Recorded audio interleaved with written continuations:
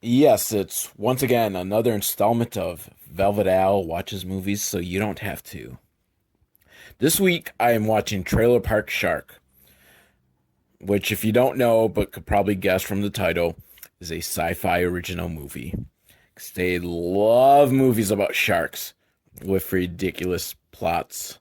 Um, there's a description, I'm not even going to bother to read it. I'm assuming it's a shark and he goes into a trailer park. And it's got Tara Reid from the famous Sharknado franchise, which I still don't understand how Sharknado became like the big pop culture phenomenon that it is.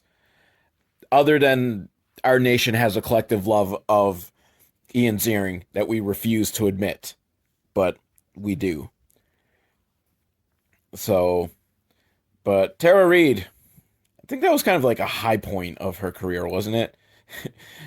She just came out of nowhere with Big Lebowski and American Pie, then fell off the face of the earth, popped back up with Sharknado, and now she's got Trailer Park Shark, which has not spawned a franchise. But again, to my point, like Sharknado, I don't think was really all that like different from the other like sci-fi movies about sharks, but it somehow just became a big thing and spawned all these sequels that just upped the ridiculous factor, which I love. Because the thing is, with a lot of these sci-fi original movies, they actually are kind of on the boring side, except for like a couple scenes that are just like, wow. Because see, I don't really believe that it's just like enough for a movie to be so bad that it's good. Those movies are boring, and this whole like idea that they're good just comes from people like kind of sitting around being drunk and being all Mystery Science Theater 3000 on it, making fun of it. Like, yeah, it's a fun game, but the movie itself is boring. Like, I like movies that just go balls out and just throws in every crazy shit they can think of. Now, those are entertaining films. So, the Sharknado sequels went with that, and they were like super fucking entertaining. Sharknado 1, like, kind of entertaining because, it's got Ian Ziering with a chainsaw, and like I said, our nation has a collective love of Ian Ziering. It's something subconscious in us. So I don't think he's in this one, but we got Tara Reid and we've got a trailer park.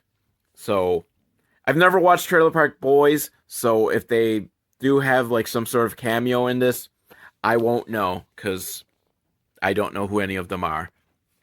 So on with the movie. So the movie wastes no time. First, it shows us a trailer park, and then it shows us a shark. So, if nothing else, you can't accuse this film of false advertising, because right from the beginning, it lives up to its title Trailer Park Shark. So, I like movies that are direct like that. So, there's this crazy old guy who kind of sounds like Larry the Cable Guy, and maybe it is Larry the Cable Guy in disguise. And he's got this plan to hook up the town's or the park's power grid to a windmill so that they can live off the grid. Don't have to worry about, the government oversight and all that. Though they're using wind power. Interesting. You would think that they would be against like solar power, but I don't know. I mean, I guess that's just a stereotype of trailer park trash. Which, look, the film is already making the stereotype of them being trailer park trash because they are the fucking trashiest people I've seen. And this guy looks like Larry. He looks and sounds like Larry the Cable Guy in disguise. So they're trailer park trash. And he says, I'm feeling lucky today. Which, as you know, is always the kiss of death. Like, ironic. Because, yes, a shark, the shark, a shark, the shark. Because I'm thinking there's only one shark. Otherwise, it would be Trailer Park Sharks. Although there could always be a plot twist coming up where there's more than one shark. But for now, I'm assuming there's just the one shark. And he eats this fake Larry the Cable Guy impersonator. And the guy's nephew is running off on his jet ski. and it's raining, and he's like, "Oh no!" And then the film stops, and we've got the internal monologue or narration, whatever you refer to call it, and he's like, "I'm in." I don't know. Damn, he had such a good like euphemism for "I'm in deep shit," and I can't remember it now. And I'm upset. Something about like being in a crapper at Mardi Gras or something. It was great. It was almost poetic, and I've forgotten it. I am disappointed in myself. But so then everything reverses. It rewinds because that's not the beginning of the story. This is probably towards the end. The shark has come. So I guess we're going to learn more about life in this trailer park before the shark arrives. So our hero, Mr. Greasy Hair, is walking us through the park, and there's like an incestuous couple and a slut that is willing to bang him if she fixes her refrigerator or something. And there's one black guy in the park, and he's cooking ribs. Hooray for stereotypes, you know? Sometimes stereotypes are true. And really, you know, they always make this big deal of like, oh, you know, black people and ribs and stuff like that. But, you know, ribs are good. So, you know, there's no shame in barbecuing some ribs.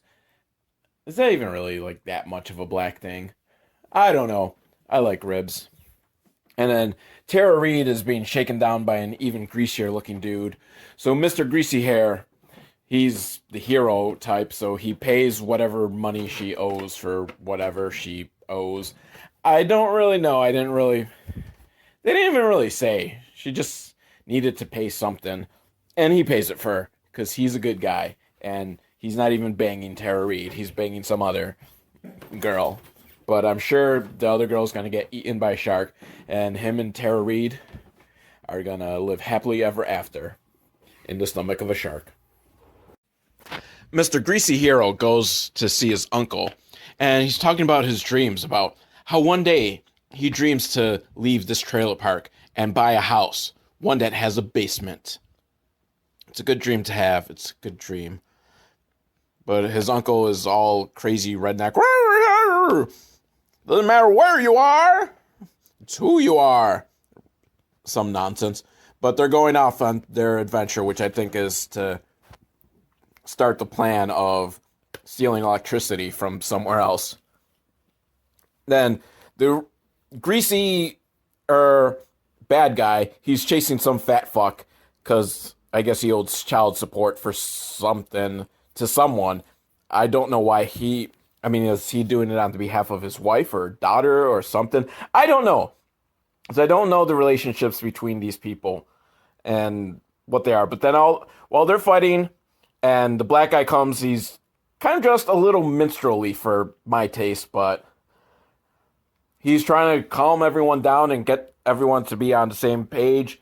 And the women, they start, catfighting, then turn into a discussion of how they're going to save the park or something with electricity. And I don't know, apparently Tara Reid, I'm not even sure that is Tara Reid, but I'm going to say it's Tara Reid until I find someone else that is actually Tara Reid. Because I can't quite tell. It kind of looks like her, but I don't know if she's a good enough actress to lose herself into the role like this. But apparently she once let a guy tongue punch her fart box. Which is great. I love that phrase. I've heard that phrase before. And I thought, my old coworker had just made it up. But apparently, it's a phrase that people use. And I think it's a fabulous phrase.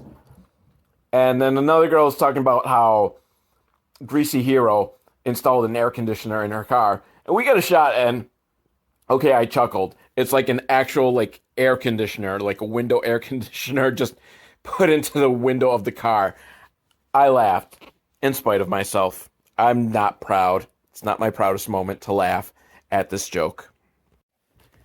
Hey, Mr. Belding's in this. I'm always happy to see him get work outside of the Saved by the Bell franchise. Why do they not take advantage of him? He's funny.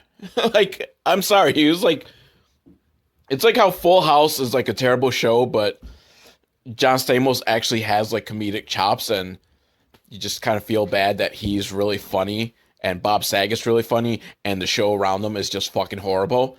That's how I feel about Mr. Belding. He is hilarious. And he's just in the worst fucking show ever. Is he on the new Saved by the Bell? I don't know. I don't care. I haven't bothered. But here he's a greedy business guy who wants to get rid of all the hillbillies on the lot, but he can't because, he can't do it legally because they have rights and stuff. Like, you can't just kick them out of the town. So he devises a plan. They're going to blow up the levee because there are big storms headed their way. And so the levee will blow up and it'll completely wash out the trailer park. And since it's during the levee, they're just going to think that, or since it's during the storm, they'll think the levee just broke because of a natural disaster and not because he fucking blew it up. My question on the plan is, like, but won't this also completely fucking ruin the land? So, like, what's his plan? Like, is it more valuable for him to be a fucking, like, just mud pit of what it's going to become? And also, was this the plan with Hurricane Katrina? I mean, as Kanye told us, George Bush doesn't care about black people. So maybe this was just a plot. They actually blew up the levees on purpose to kill all the black people. Much like how Mr. Belding wants to kill the hillbillies. I don't know. It's kind of plausible. So he has his henchmen he sends his henchmen with a van full of explosives. And they're supposed to wait, I think, until the height of the storm, but, the henchmen don't want to get stuck. Because seriously, like, by that point, it's going to be like a fucking mud pit, and you're probably going to get stuck trying to get out of there. So they go at the beginning of the storm, and when it's just started raining, and they set off the explosion, and the one guy didn't get out of the way in time, so he's dead from the CGI explosion. The very bad CGI explosion, but I don't think I have to qualify very bad effects, because it's a sci-fi original movie, so that's just a given that all the effects are going to be horrible. Problem is, like, these effects are never, like, horrible to the point of really being funny, in my opinion. They're just bad looking, but they're not spectacularly bad looking. Like, there's this one movie, and I wish I could remember it, but it was like some just ripoff of The Incredible Hulk, and I think it was like The Incredible Bulk or something, and the entire special effects throughout the whole movie looked like the test screenings. The test scenes that you'll see like on deleted scenes for Marvel movies before the special effects are fully made. But that was the final product for this movie, and it was fucking hilarious. Here, these Sci-Fi Channel special effects are kind of like, like, they're obviously bad, but they're not bad enough. They're not funny bad. But so the explosion happens, and this is right now back to the beginning of the film, where Greasy Uncle is trying to connect the cable, and Greasy Hero, he's on his jet ski, and the shark comes and eats his jet ski, because if I've learned anything from movies, it's that sharks are the goats of the sea and will eat anything. Okay, it went into an ad break, and when it came back, I feel like it just skipped some part of the movie. Like, not much, but like a few minutes, because all of a sudden, like, you just see one of the trailers, like, flipped over, and, like, this one girl stuck in there, and she's just kind of drowning and calling for help. And I don't know, we just didn't see any damage of, like, the big, like, levee flood onto the trailer park. So I don't know if it just, the streamer I'm watching on just kind of jumped over that. I don't know, I don't feel like rewinding and seeing if that's just the way it really is. So anyhow, yeah, the trailer's flipped over, she's drowning. Meanwhile, Greasy Hero, he's being chased by the shark, but he holds out a cable, the cable that they were going to use to steal the electricity from the other town, and makes the shark chomp down on that, and it electrocutes, and there's fire everywhere. So, I'm assuming that shark's dead. I don't know. So I don't know if we still have the same shark and he survived that, or if he just died and there's another shark coming. Because now back, the rain has stopped. So, I don't know, next day or whatever, and she's still drowning. She's managed to not drown, but she's screaming for help. And then the greasier guy, the guy who I thought was a bad guy, but he doesn't seem so bad now, he comes to try to save her. And he doesn't know how he's going to get to her. But luckily, his horse can swim. And he buckles up on his horse and rides over to the trailer and manages to get her out. But oh no! Here comes the shark. And he's out of guns. He's not out of guns. He's out of bullets. Because he's tried shooting at the shark and he missed.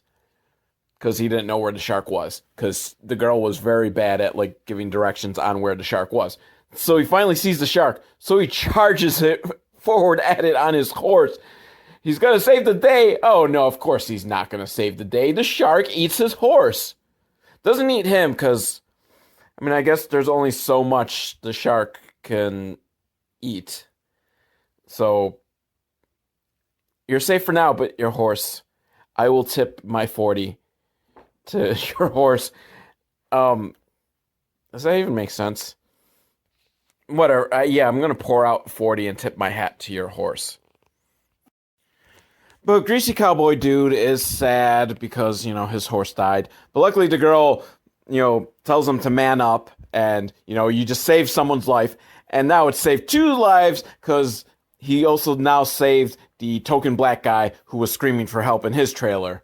So it looks like they're the only ones left as far as they can see in the flood. But Greasy Hero, he's on his little rowboat trying to find salvation, find someone who's alive. And this other girl, who I think kind of looks like maybe a park ranger or something, she's in her like little motorboat and she's going to come and save him. But the shark is back. And Greasy Hero's like, what? How can that be? I electrocuted him. And the park ranger girl, she starts talking about eels and electric eels and how yummy they are. No, seriously, she just kind of goes on a tangent about how to make a perfect, like, electric eel pie or something. I don't know, but the shark, he has electric powers now, I guess, and through some sort of science causes the motor to catch on fire. So the motorboat's a no-go now, but then what happened? My brain froze there. She hops into the little rowboat, and she's like, well, I'll be all right. Kiss of death. You do not say things like that, because as soon as she says it, shark jumps up and eats her. Goodbye, park ranger girl. We hardly knew ye. Over on top of some of the other trailers, Tara Reid and the fat boy and his skank wife. I don't know how to describe half these people, because they're all kind of skanky and gross and stereotypical. But yeah, so they're arguing because, Tara Reid's a liberal for thinking that this storm was caused by global warming. How dare she? It reminds me of a book I've been wanting to write. And by wanting to, like, it's an idea that floated in my head, but I don't feel like doing any of the actual writing. But someone should do a book about how creature features essentially are just all about, like, environmental dangers and, like, the problems of, like, when we destroy the environment. Because if you go all the way back to, like, Godzilla, he was created by, like, the atom bomb. And then you go to something like Sharknado, which is just fucking, like, getting to the point where tornadoes are insane that they're picking up sharks. So there's an environmental message to creature features. And someone should write a book on that. Not me, because I'm too lazy. But so they decide they gotta, try to find... Fat Boy and Skank are gonna, like, go off on their own because they don't want to deal with Tara Reid because she's a liberal. But Tara Reid's like, that's okay, someone will come by and save me. I bet it's Greasy Hero. Meanwhile, the henchman has gone back to Mr. Belding to tell him, like, okay, we blew it up. It's gone. It's Just exactly as you planned. But one small tiny problem. I think someone saw me. So I think I forgot to mention, but Greasy Hero saw the henchman running. I don't know if he put two and two together on it, but he saw it and, well, this is no bueno. Potential witness. Mr. Belding doesn't like that. And while loading a shotgun, starts telling the henchman a story about some old partners of his, that became a problem. And when problems come along Mr. Belding's way, he takes care of them. And he not so subtly suggests that his old partners are now his boots. My God, you're a fucking treasure, Mr. Belding. You're a national treasure. It is criminal the way we've underused you in film and television and entertainment media all around. I love you, Mr. Belding. I love you. Our greasy hero's in his lifeboat. It's one of those plastic ones, and it gets snagged on a tree. So he's trying to figure out, like, oh no, how am I going to fix this hole in my boat? So he's looking through his supplies, and there's a bologna sandwich, and he tries that. That doesn't work.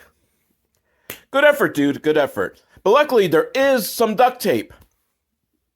So he puts the duct tape over the hole, and it's fixed. And then, for reasons I'm not entirely sure, he wraps his entire hand in duct tape. I don't know if he got a cut, and he figured that was the best way of dealing with it, because he doesn't have Band-Aids. I don't know why he needed to wrap the whole hand up. Maybe he just wants, like, a fucking duct tape fist to punch the shark the next time he sees him. That's a possibility. I'm not going to rule that out as a possibility. In fact, I will give this movie praise if it features him punching the shark with his duct tape fist. Meanwhile, over where Tara Reid and the Fat Boy and his skank are, Fat Boy's still calling for his dog. Did I mention he was calling for his dog? Well, he's looking for his dog, and his dog happens to be floating by on the top of his doghouse that's floating. So, the dog is safe, but Fat Boy sees like a tail or something in the water, so he has to save his dog from, well, it's gotta be a gator, right? Because they're in a trailer park in swampland. It's gotta be a gator. So, he takes off his shirt to go swimming because he's fat. And I'm not saying that, fat people need to take their shirts off to swim. I just mean in movies, they love fat people to take off their shirts. Because it's funny, I guess. And so he jumps in the water, but the shark, because, yeah, of course, the tail was a shark, not a gator. This is not trailer park gator, it's trailer park shark, is coming by. And remember, the shark has electric current, which causes electric current to go through the water, and he gets shocked, and Fat Boy's knocked unconscious, and the girls are screaming, ah! And Skank holds out an antenna to try to grab him, but again, electric current in the water, so it causes her to electrocute, and she convulses and stuff.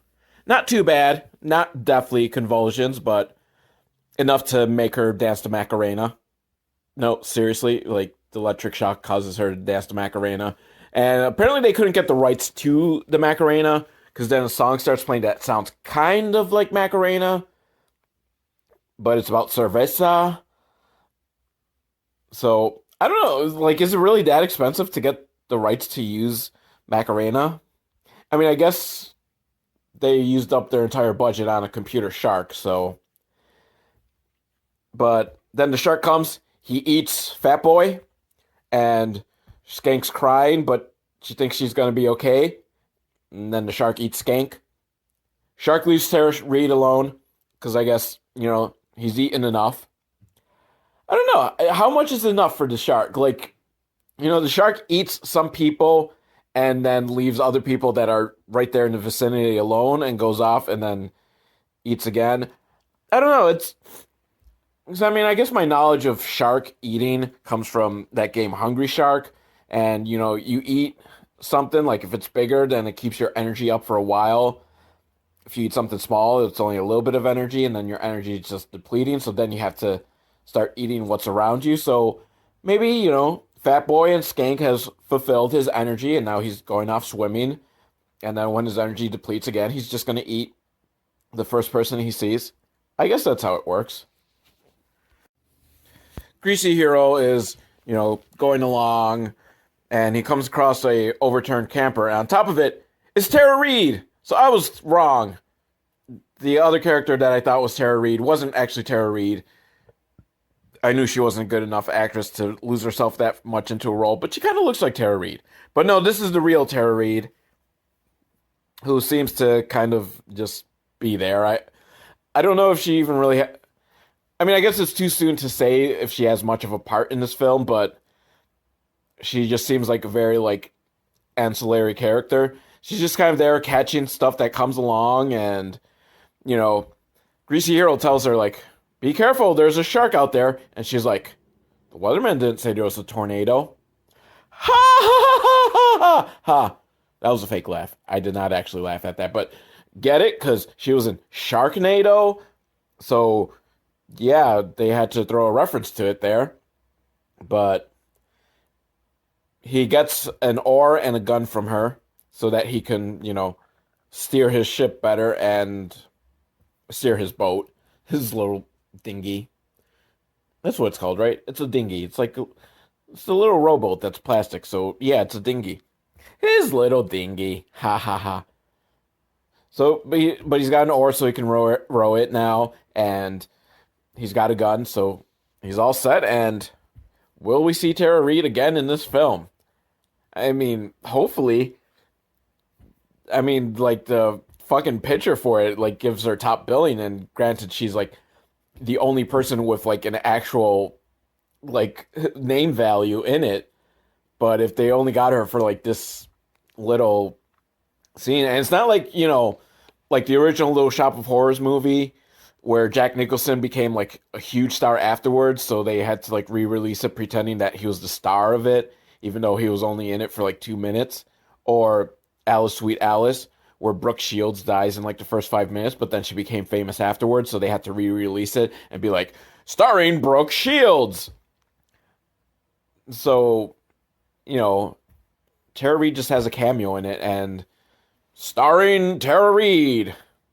I mean, again, I'm still only halfway through this movie, so there could be more Tara Reid. The henchmen arrive on jet skis, so they're there to survey the damage and make sure there's no witnesses or survivors. Or, they need to make sure there's no survivors, but mostly those survivors would be witnesses. I'm not really sure what their plan is. If they do find a survivor, do they just kill them? Because then that will bring up some questions once the bodies are found during the cleanup. But, yeah, those bodies probably won't be found for a few years. Because as we remember from Hurricane Katrina, government isn't going to do shit. Or do they try to be, heroes? We saved 2 people. So don't look at Mr. Belding as if he did something wrong, because truly he cared about the people and he went and saved them. Really, that should be... I mean, obviously, Greasy Hero, he's a witness, so he knows what's going on. But if you find other survivors, you should save them, because then that looks good. Except, how did you know that the levee broke? Because apparently no news station knows this. There's a lot to this plan. This plan is a lot more complicated than I would have expected, really. Now, Greasy Hero has arrived to the spot where the not Greasy Hero, or the Greasy not Hero, the other guy, who's also very greasy, the black guy, and one of the skanks, I don't know. I don't know whose skank is whose. There was 2 black-haired skanks. One of them's dead now, so this is the other black-haired skank. And I think she's the Greasy Hero's wife or girlfriend or something. And they're talking, and, they're all worried because, how are they going to get out of there? Because, they haven't seen any rescue copters or anything yet. So does anyone even know that there's been this big tragic event? But unfortunately, the little dinghy isn't enough to fit 4 people, and there's a shark on the loose. And then Mr. Belding is hunting. I don't know what he's hunting. I think he's more just preparing. He's got his sniper rifle and a crossbow. Not a crossbow. One of those fancy hunting bows. You know, the ones that shoot like 17 arrows at once. Hawkeye would be proud. No, actually, Hawkeye is like old-fashioned. He shoots 1 arrow at a time. So I don't know if he's preparing to hunt any survivors. Mr. Belding, that is, not Hawkeye. Hawkeye does not hunt survivors. He's a good guy. Mr. Belding, however, oh, bless his heart, he's a fucking treasure. I love him. Why can't this whole movie just be Mr. Belding? Now we're at Tara Reid's camper. The real Tara Reid, not the girl that I thought was Tara Reid, but isn't Tara Reid. And it's good to know that they're going to get their money's worth out of Tara Reid, you know, more than just the one scene. And I don't think she's wearing a bra, which is fantastic. Too bad it's sci-fi, so, you know, she's not going to lose the top. But that would be great. That would make the movie even greater. So she's there. She's trying to fish something out of the water, which it looks like the water level is like starting to go down, which is good. That will help people. They'll be able to run on mud. But more importantly, the shark will not be able to swim through that mud, so they can get through. They'll just have to deal with gators, probably. But anyhow, the shark has come for Tara Reid, and she has a chainsaw, because, you know, Ian Ziering and the chainsaw, Sharknado, another callback. I don't remember if there was any scene where Tara Reid got to use the chainsaw. I think there might have been. But so she's trying to use the chainsaw, but not so successful, and the shark eats her. So, yeah, I'm glad they really got their money's worth out of Tara Reid for 2 scenes. I think she had a total of like 5 minutes in this movie. But since she's Tara Reid, she will get top billing. Even though, you know, top billing should go to Mr. Belding. Because every film should give him top billing, even if he's not actually in it. Because he's Mr. fucking Belding. Now, the henchmen get their jet skis up to the camper where the fake Tara Reid is. Who I think might be wearing a bra. But her Daisy Duke shorts are open enough to see her panties. So there's that.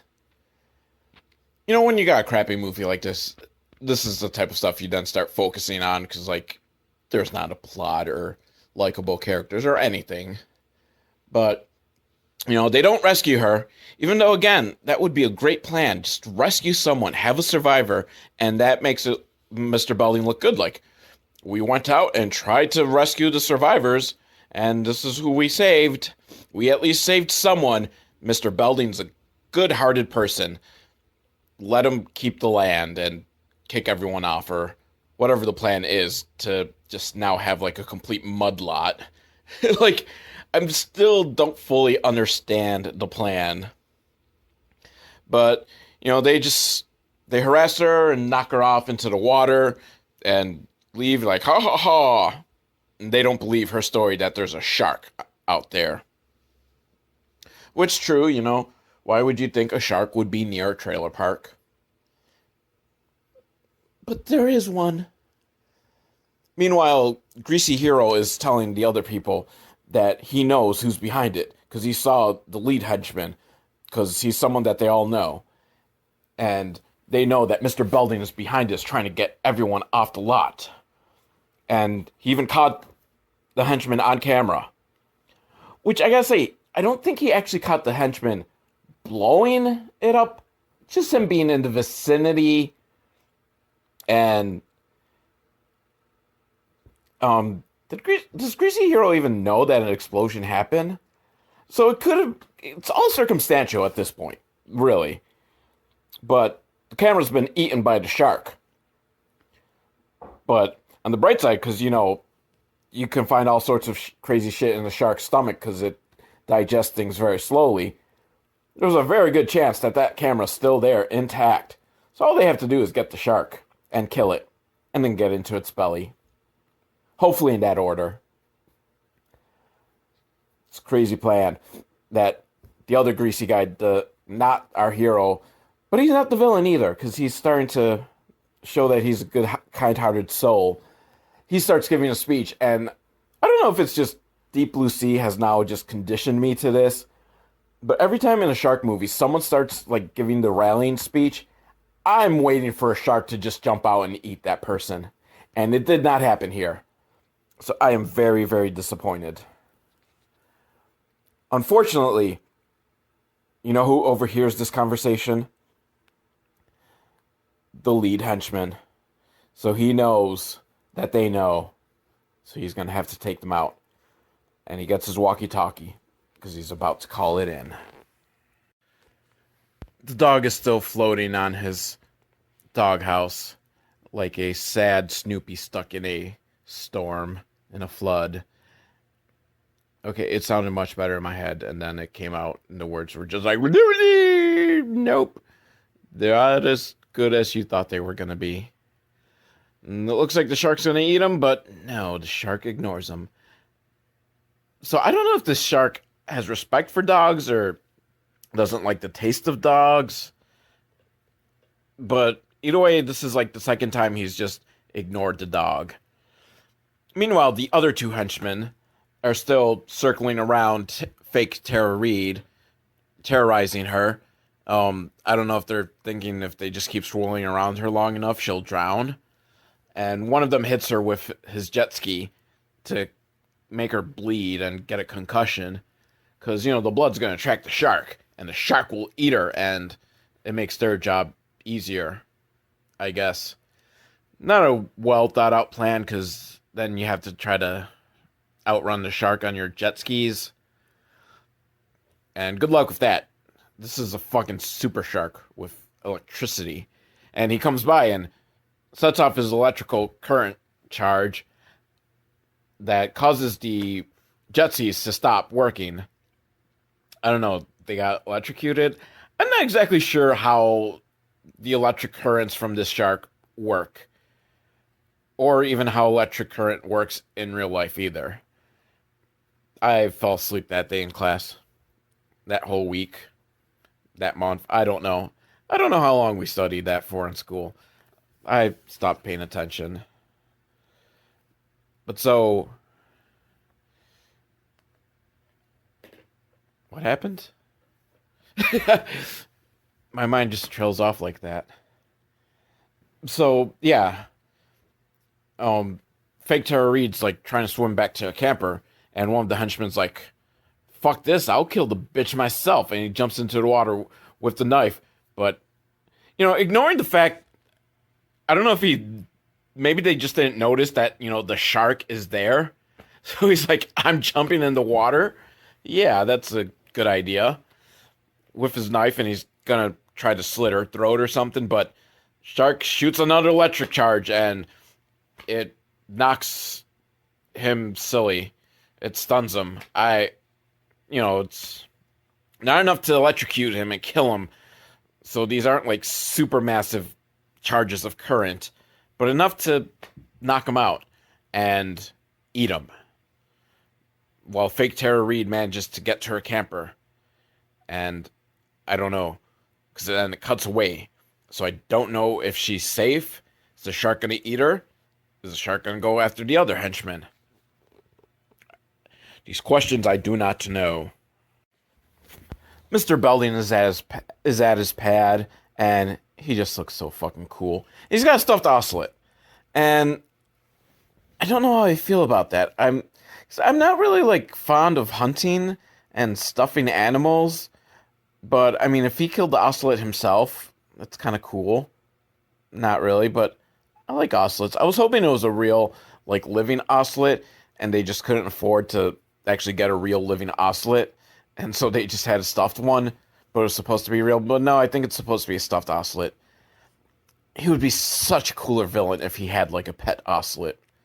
So anyways, because he's super villain, he calls his secretary and tells her like, oh, there's some damage around my trailer park and the levee's broken, so raise the prices on all supplies nearby, because he's gonna price gouge them. He is truly evil. But then at that point, he gets the call in from on the walkie-talkie from the lead henchman, and he's telling them there are survivors and a shark and video of me blowing up the levee, and the shark ate it, but the other guys are gonna hunt it down to get the video. And Mr. Belding's just had enough. He's like, take care of it. And he then says to himself, sometimes you want to have someone killed, you got to do it yourself. And then he pulls out a fucking samurai sword. Oh, Mr. Belding, just Mr. Belding with a samurai sword. Can I reiterate just how awesome that is? I so hope he gets to use it. So the heroes come up with a plan that I don't fully understand, mostly because I wasn't really paying attention. But it involves getting like some ribs that the black guy has like left in his cooler and some beer kegs to do something. I don't know. But the black guy goes to get the ribs and the shark attacks.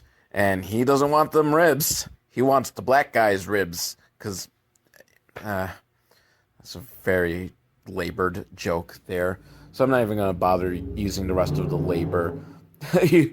Putting any more effort into it. The shark eats the black guy. The thing I'm noticing is like every time they have a shot that's just the shark fin, it's like horrible CGI, like superimposed on like the actual like water. Why didn't they just get like a fake shark fin? I can understand, okay, you can't afford like the fake shark, so for like the shots where you actually see the shark, you need to go with the CGI, but when it's just like the fin swimming through the water, surely you could have just bought in like a fake shark fin, right? It's not like you guys were gonna go for realism anyhow in how it looks, so get like one of those toy shark fins that people put on their back and swim around pretending to be a shark, like, oh no, I'm a shark, like that horrible little kid in Jaws, like, I'm a shark, ha ha, I tricked you, and then the real shark comes and eats him. You deserve it. You deserve it.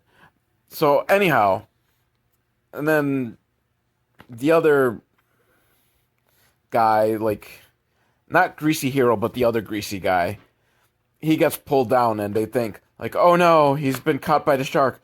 But no, somehow his rope or whatever he was using got tied around the shark fin. And now he's jet skiing with the shark, which is actually kind of cool. Okay, you got me there, film. You got me with jet skiing with a shark. I love it. I take back, like, I hated this guy at the beginning because I thought he was the villain, but he fucking jet skiing with a shark for a little while, and then he falls over, and I think the shark ate him. Fake Tara Reid makes it to the top of her camper, and at some point she lost her pants in the water, apparently. So this film has learned well from Deep Blue Sea, which also featured towards the end woman stripping down to her underwear. Saffron Burrows. Oh yeah. Which was also dealing with something with electricity. My God, this film's just ripping off Deep Blue Sea all over the place. Not really, but every film should be Deep Blue Sea. Deep Blue Sea is a good film.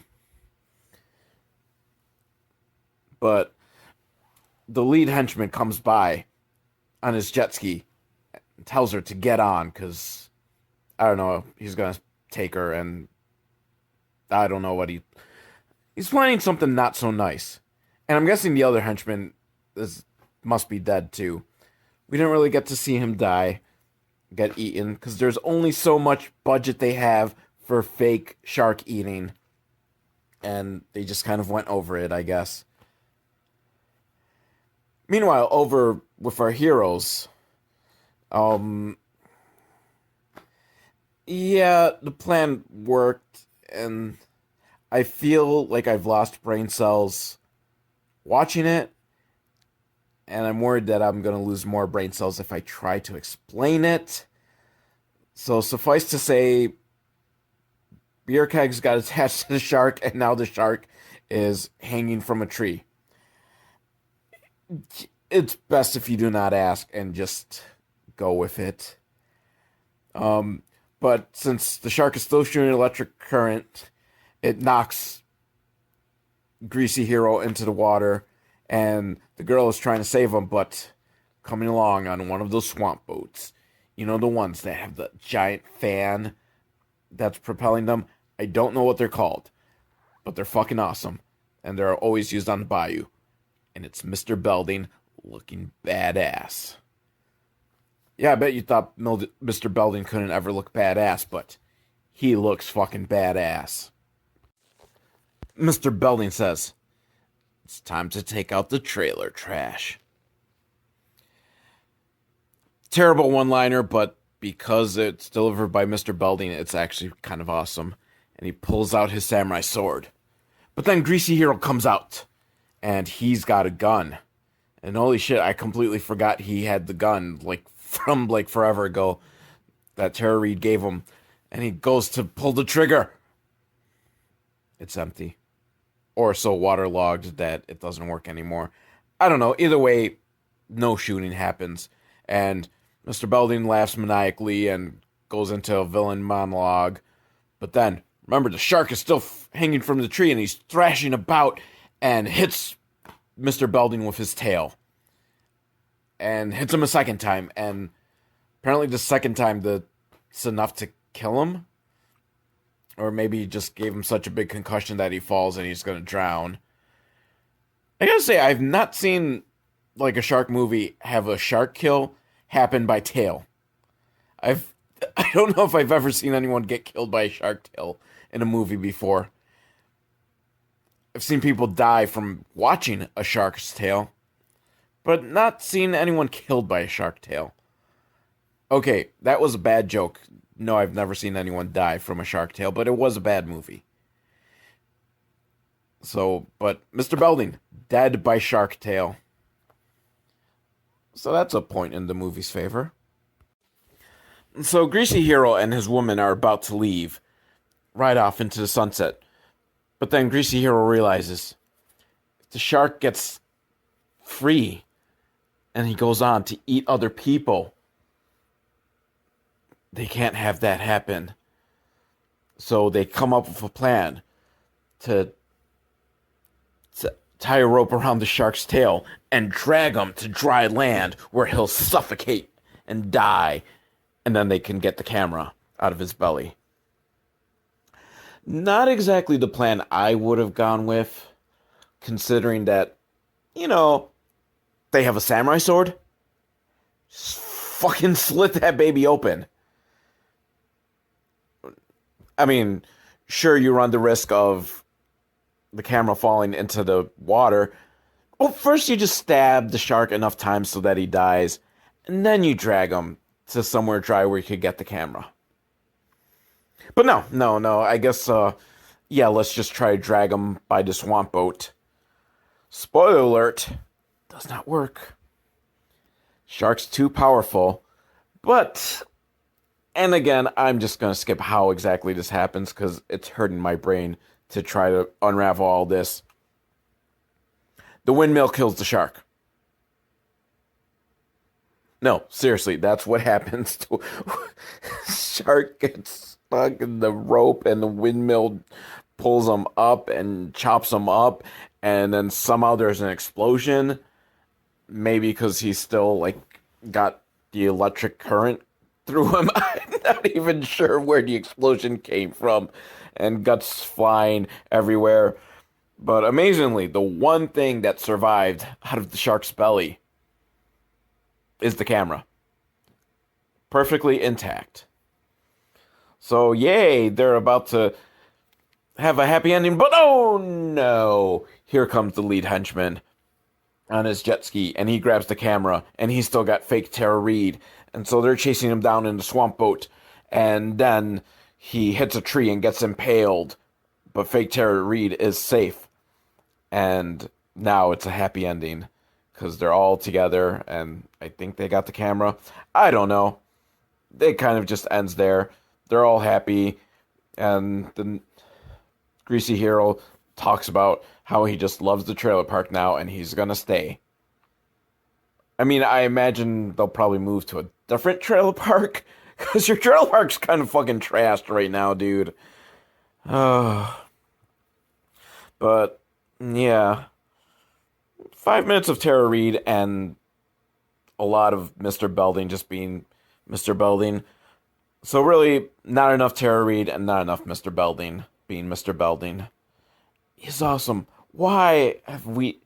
It is time for a Dennis Haskins renaissance. A Belding Sans or something. I don't know. Let's get his career going. He is brilliant. And he was the only thing worthwhile in this film. Nah, there was a couple good moments, I guess. All of them Mr. Belding with a samurai sword. I want that movie now. I want a movie that's just about Mr. Belding with a samurai sword. Give me this movie, Hollywood. That was Trailer Park Trash. This is Velvet Al.